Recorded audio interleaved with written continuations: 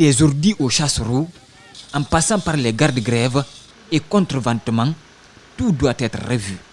Les éléments défectueux sont remplacés par de nouveaux. On a à peu près remplacé depuis le premier pont jusqu'à maintenant, là on a pu remplacer les 160 ouvriers présentement. Mais ce n'est pas fini, on va continuer à remplacer. On peut aller finir les 4 ponts et retourner voir les éléments qui sont sensibles d'être changés.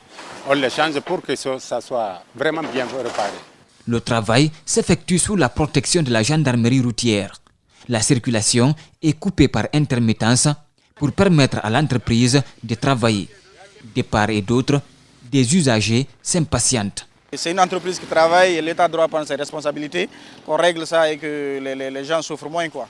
Sinon c'est un calvaire, c'est un calvaire. Il y a des vieilles dames, il y a des gens qui reviennent de la Mecque, il y a des urgences, on ne peut pas tout expliquer, quoi. Le directeur préfectoral des infrastructures et des transports de Dubreka dit comprendre le désagrément causé aux usagers. Il les invite à la patience avant de rassurer sur la qualité des travaux en cours. C'est des travaux de bonne qualité parce que comme vous venez de voir, on enlève les anciens éléments, on les fait remplacer par les nouveaux. Donc il n'y a pas de contradiction dans ça. C'est de demander tout simplement à la population la patience. Entre l'entreprise et l'État, il y a 2 choses. L'entreprise vient avec un délai, tandis que l'État a déjà fourni tous les efforts afin qu'il puisse venir nous faire ce travail. Les travaux sont exécutés à hauteur de 60% selon le maître d'ouvrage.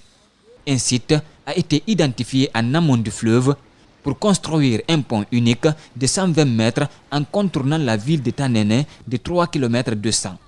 Le contrat a été confié au groupement français Loduc Sogea Satom, selon l'ancien ministre des Travaux publics, Moustapha Naïté. Après le coup de balai du président de la transition et des ministres de la République, les citoyens s'illustrent. Les jeunes se mobilisent pour assainir le Grand Conakry. Ici, nous sommes à Kountia, un quartier de la préfecture de Koya. De tous les horizons, les habitants sont à pied d'œuvre pour rendre la route propre afin de faciliter la circulation.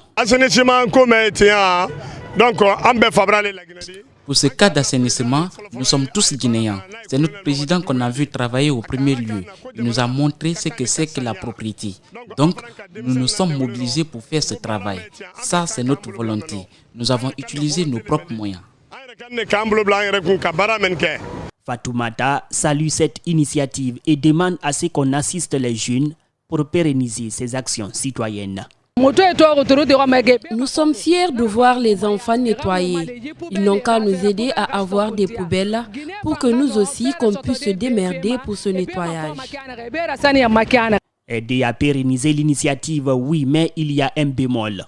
La structure de la route pourrait être un obstacle, fait remarquer ces sages. C'est pas le problème des ordures qui fait l'accident là-bas. Seulement c'est l'état de la route.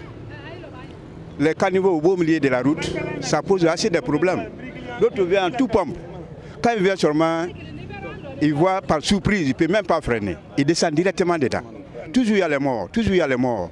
Les citoyens semblent prendre conscience de leur rôle et responsabilité vis-à-vis des ordures.